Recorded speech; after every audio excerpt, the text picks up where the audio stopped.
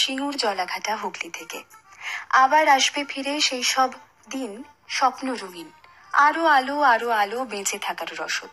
যা কিছু গেছে হারিয়ে যায় যাক সময়ের প্রয়োজনে, আফসোস নয়, দুঃখ নয়, হাসি মুখে সবকিছু মেনে নিয়ে।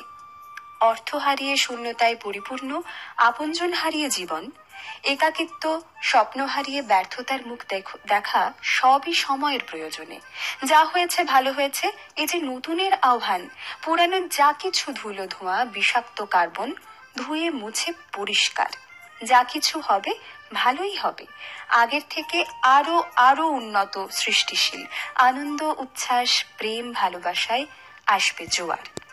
এত সুন্দর ইতিবাচক লেখা পড়লে মনের ভিতরটা কেমন আনন্দে উৎফুল্ল হয়ে ওঠে।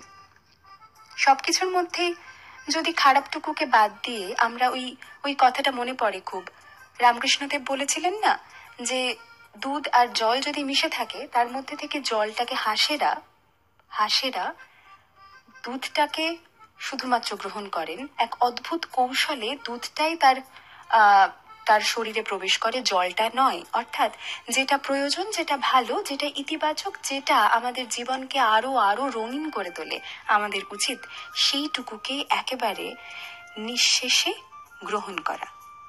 আর প্রেমে তো পড়তেই থাকি, প্রেমে পড়তে থাকবো যত দিন ইচ্ছে।